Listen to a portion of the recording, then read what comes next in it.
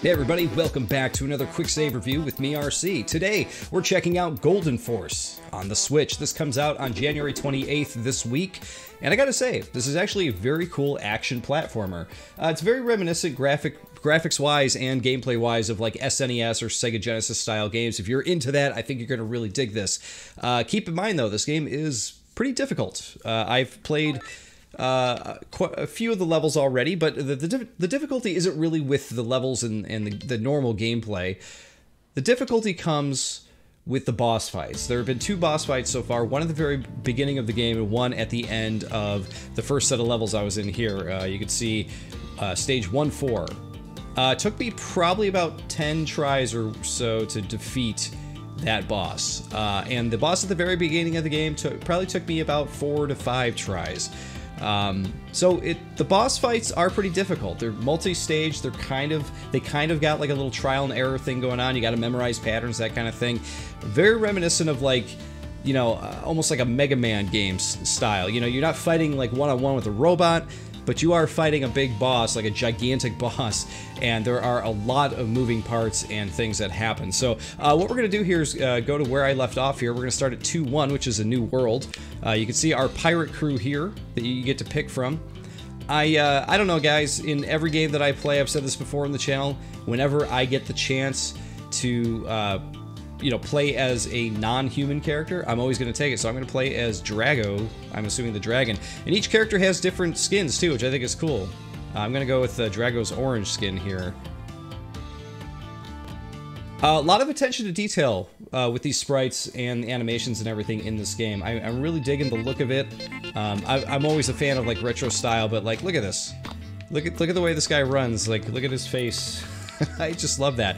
So your moves basically consist of attacking, jumping, you can dash, which is pretty cool. You can slide, which slide I have not used a whole lot, to be honest, but I think that may come into effect at some point later. You can also collect different abilities to use, which you use the shoulder buttons for. So let's jump into it here. Take this elevator up. So this game really deceived me in a way, because I was expecting like a very fun to play, you know, easy to play platforming game. And it's one of those games that's like really easy to pick up and play, but it is definitely difficult to master. Oop, watch out for that thing. These things shoot these green things out. You gotta hit them back, like so. Destroy the stem. You can see every enemy has their own life bar.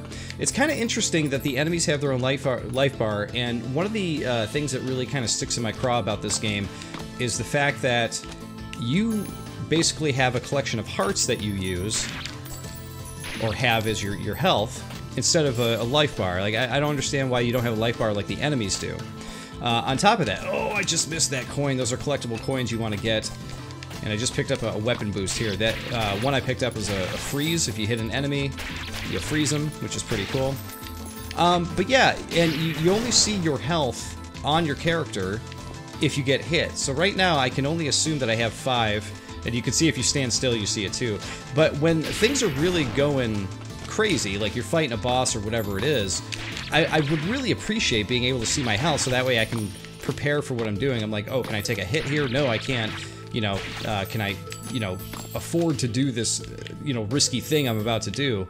And it kind of irritates me that you can't see it unless, you know, you stand still or if you get hit. I think that is a kind of a really bad decision on the developer's part. They should just put a little life bar, you know, above your character like they do for the enemies. I don't really see the point in not doing that, but I don't know. As you can see, there are also secret areas to find, which is pretty fun. Lots of silly, weird little enemies. Treasure chests to find that give you coins. The coins will let you buy different things from merchants, which the merchant offers a lot of very useful and some other not as useful things. That is to say, I guess everything in the game is useful, but like with regular coins that we're collecting right now, you're going to use those coins to just buy like weapon power-ups and stuff like that. That's not super helpful. Oh, let's see, hold and release attack. Okay, so you get a power-up attack too, which I haven't used a whole lot, but you do have that. But it destroys shields, so I assume we're going to be using that a lot coming up here. That little skull guy there is a checkpoint. But the coin that we actually missed, those coins are actually used for true upgrades. Upgrades like adding more health to your character and that kind of thing. So you're going to want to try to collect those as much as you can, but to get more health for your character is actually 8 of those coins. You actually got to really work your way, there we go, we took a hit there. You got to really work your way up to get to that point, because I think right now I only have 4 or 5 of those coins. They're tough to get. They are tough to get. Oh, crap. One of the other things that sticks in my craw about this game, too, is it commits one of the cardinal sins of platformers. Oh, man, I didn't know that I was going to have to dash over there. There's another coin I can't get yet. Trial and error. You're going to be playing these levels over and over again to get certain things. You know, you're going to have to try to memorize where they're at. I wonder if I can actually try that again. But yes, the cardinal sin of a platformer basically not letting you see under you very far. So you have the potential of really... oh, get through. There we go. We got it. We lost some health, but we got it. So yeah, one of the things I hate most about certain platformers is that they don't put the camera below the character enough when you're falling or whatever it is to see what you're going to be falling into. So in that instance, I got hit by spikes because I didn't even know that they were there yet. The only way you're really going to know that for future... Wow, I got to hit a lot in this area here. I'm about to lose it here. But yeah, you have to get hit once, and you kind of got to deal with the repercussions of a, you know, trial and error style gameplay, which to me is just like not the most fun style of gameplay. It's part of the reason why I really am not the biggest fan of Mega Man games these days. Loved them as a kid, but as I got older, I'm just like, man, I do not like this style of game. Oh man, that was really dumb on my part there. Should not have died there, but it's really quick in getting you back into the game, which is nice. And at least they do put checkpoints in. I remember in some of the parts of the earlier levels too, I was like, man, why don't they put in more checkpoints? Because there's like one checkpoint per level, really, and some of the levels get pretty long. You can see, okay, so we do need to go back and grab this coin again. But now that we know where it's at, we can give it a shot. You do have unlimited lives, so if you do miss a coin and you want to die and try and grab it again, wow. That's such a small area to get that coin. If you do want to try again, you can keep trying. However, as you see in the top left corner, if you do die and you're just trying to collect those coins, you are going to lose all of your coins. So if you're trying to get the... Okay, so it's kind of redundant talking, isn't it? If you're trying to get the special coins, that is what I'm talking about. That's what I'm referring to. Those are the ones you can keep dying for and trying to get over and over again. Oh my god, I can not line that. You gotta line that one up perfectly to get in there without getting hit. As far as the regular coins here go that you collect, the ones that you lose when you die, I don't think you're going to be as upset about losing those. However, they do give you a grade at the end of the level based on how many coins you collected, you know, how long you've taken in the level, that kind of thing. If that really matters to you, then that is something you're going to want to watch out for. Overall control of the game, though, feels good. Things are... Oh, there we go. I'm trying to... These guys I try to avoid at all costs. They are really annoying to deal with. They, like, take a lot of hits, and they are pretty powerful. Oh! Hit that guy. Oh, this is an interesting part. Okay, we want to try to get that shell if we can. And we totally just fell. Stupid! Oh, did we make it? We did not make it. We totally didn't make it. Okay, so now we gotta start over again. Oh boy. So this is where I was talking about how the game is difficult. So these stages I don't feel are as difficult as the boss battles, though. These stages... You know, they're fun because you get to play through them, and when you die, you know, the trial and error aspect is there, but it's not as big of a deal as it is with... Hey, look at that, we actually got it perfect that time. It's not as big of a deal as it is with the bosses. The boss that I just fought that took me like 10 tries or so to finish. Oh my god, by the 8th or 9th try, I was just like slapping my fist against my knee like, my god! What's interesting about the boss battles, though, even though that they are difficult, they're very creative. The boss that I fought against, that took me that many tries to fight, had a lot of really cool phases to it, which I was very impressed by. I was not expecting that from this game. When I got this game, I was like, yeah, you know, it looks cool and everything, but how good is it really going to be? Like, there's so many retro-style, you know, platforming-style games that come out nowadays. It's like, how good is this really going to be? And the game itself is good. It's just like, you gotta be prepared for the difficulty. And I think some of you out there who really enjoy games like, you know, Shovel Knight and that kind of thing, I think you kind of know what to expect here. Oh man, I totally did not get that one, did I? There we go, we got it now. Oh, okay, so we gotta jump there. See, right here, there's just like there's just not enough camera space for you to see what's coming up going down the chain like that. And that is very infuriating with a game that is already challenging. Again, as I said, it is a cardinal sin in platformers as far as I'm concerned.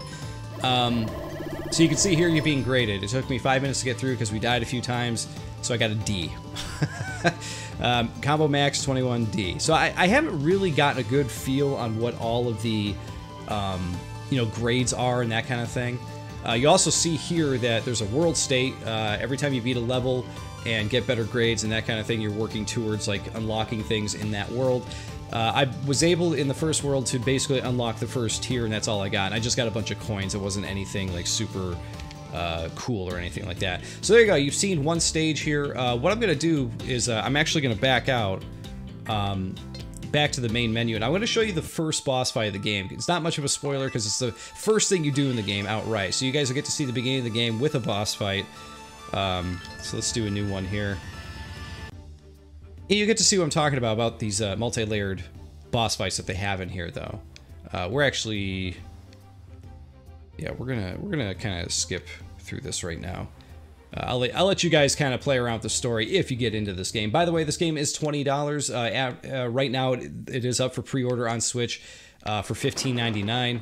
So if you so choose to get this one, that is what you'll be spending on Switch. And from what I played so far of it, it seems very much worth the price. And I've already taken a hit, which was really stupid. This is a level where you want to really make sure that you got all your health for the boss. We'll see how good or how bad I do here, because I was able to finally beat this boss after a few tries, but he should be showing up here any minute. Again, love the look of this game. It's got such a good look to it. I really like the art style. Whoa! Some kind of crazy octopus dude. So these guys take a lot of hits. You got to get in here. So you can see that this boss takes 1% off with each hit, right? So what is interesting, I gotta go back for this part here, because this guy's gonna shoot stuff.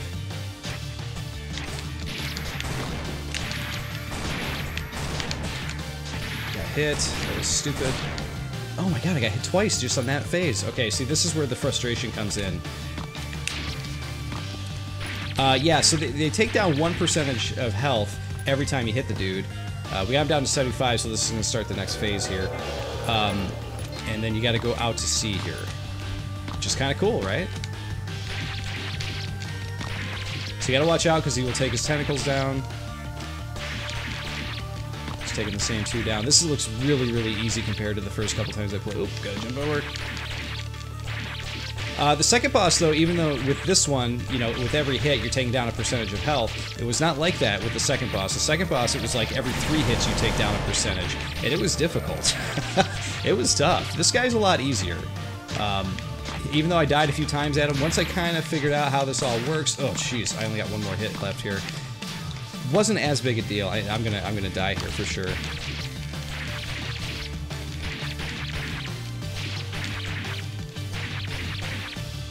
Jump! The other thing here, he's going to go down one more time. I'm going to have to survive. Oh, I got him down to 0. I got very lucky right there. He's going to go down. I got one hit point left. The other thing too is that I defeated that guy before I defeated him once, and I didn't realize that you defeat him in the ocean and his tentacles slowly fall down. You got to run back to the boat. So make sure, that's a hot tip right there. When you beat him, get back to the boat as fast as you can, or else he will go down, you'll die, and you got to do it all over again. So there you go. That's a little look at the boss fights there. Once you finish it the first time, you kind of get an idea of what you're doing there. So it's not as big of a deal. But I'm telling you guys, the second boss fight of this first world here, oh boy, you're you're in for it. I'm sure some of you will play it and you'll beat it on like the second try. You'll be like, yeah, whatever. But I don't know why. It took me a while to get through. But overall, guys, I like this. I think it's good. Like I said, I wish that they would show your health to you a little bit more easily in the game. I wish they would actually like show it near your character or up in the top right or left or something like that. Maybe it's because there's so much stuff up in the top left with the combos and everything else. Maybe they didn't think there was enough room for it. Maybe they're right. But it could be a little bar over your head. I don't know. Something like that. But I really don't like that. I also don't like the way the camera shifts when you're falling down, or like you guys saw when I was going down the chain at the end of the stage 2-1 there. Pretty annoying that you can't see things as you're falling down. Has been a gripe of mine with the majority of platformers that I play that people send me. It's like, man, I hate that. Stop. Let me see what I'm falling into. Such a pain, right? But anyway, guys, I want to say thank you for watching. And of course, if you like this video, if it helped you in any way, give me a subscribe, like, all that stuff. And check out Golden Force because it's pretty cool. All right, guys, I'll see you all next time.